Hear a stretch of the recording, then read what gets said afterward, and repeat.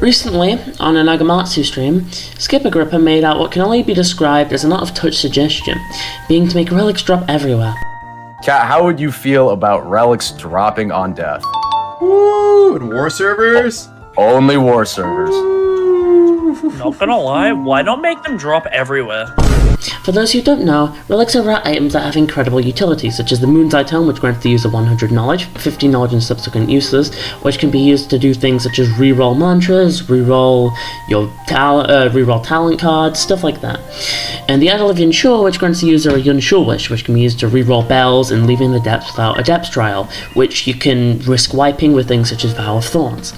As of now, relics do not drop on death to prevent people murdering PvE builds in an attempt to get easy relics, as PvE is the easiest way to get relics. However, in a suggestion from Deepwoken YouTuber DanVR, where he suggested that in War Mode, a PvP-focused game mode that can happen in the Eastern Luminum, that relics should drop on death, as relics are obtainable in that mode, and it's a primary way to get relics in PvP. To this, Skip Agrippa, a PvE YouTuber, suggested that relics should drop everywhere, including the depths, Etrian Luminant, Eastern Luminant, not just in War Mode. But why would someone who only plays PvE suggest something that would only hinder PvE players? Well, it's because he's a content creator, and he has special privileges that allow him to avoid this entirely. Before Deepwoken, there was a game called Rogue Lineage. Rogue Lineage was similar to Deepwoken, though less fleshed out. In Rogue Lineage, players were able to purchase private servers for 500 Robux. In these servers, players would not have any progress saved, and they were intended for 1v1ing. In Deepwoken's very early stages, it was stated private servers would not be added to the game. However, this was later taken back with the addition of both the Chime of Conflict, a competitive mode of the full ELO and ranking system, or content creator-only private servers. These private servers are intended to help content creators get clips and other things they may require for videos, even having access to FreeCam. Unlike Rogue Lineage's private servers, however, progress is saved in Deepwoken private servers, allowing them to be used for easy progression without having to deal with issues such as depths ganking or voidwalkers, depending if you're progressing in the Abode or the depths. This causes a major issue as it allows people to avoid facing the game's PvP systems, such as voidwalking, which are intended features that add to the experience.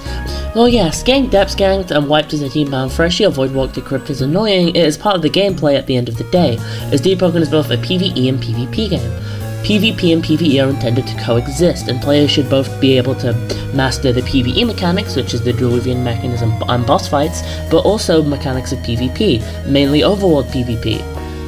Thankfully, private servers are restricted to content creators and therefore allow for the actual game's ecosystem of PvE and PvP interaction to thrive. And it's not like the developers ignore the community, right, and only listen to content creators.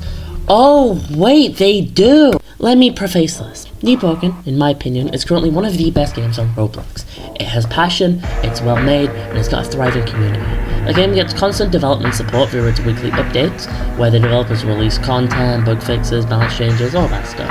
And while these updates can sometimes have mediocre or even unfair content, it doesn't stop the fact the game as a whole is passionate and is well made. However, when bad changes are made, no matter how much the community voices their opinions, nothing gets changed until the large YouTubers like Agamatsu, Eclipse, and Skip Agrippa talk about it. Issue is, when the community figureheads have so much control over the game, you'd expect them to play the same game as everyone else, no? Well, for most, yes, they play in public servers.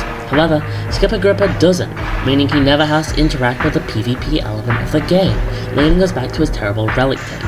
It's not that he doesn't understand depth ganking is an issue, and it's even why he plays in private servers, it's just he frankly doesn't care enough because it doesn't affect him. This isn't just an issue with Skip Agrippa being out of touch with the gaming makes community or just not caring about the community. It goes to the fact that developers just don't listen to people who actually play the game in public servers and shit.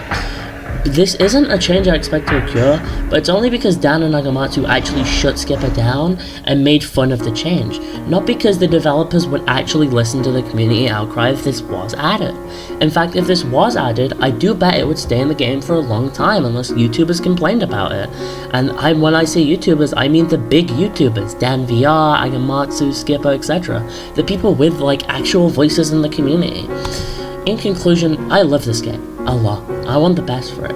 But the developers just need to listen to the community they've made. Otherwise, the game's gonna keep having these subpar weekly updates with unbalanced weapons or a mid-new origin, and it's sad to see the direction this game's going in. when I love it so much.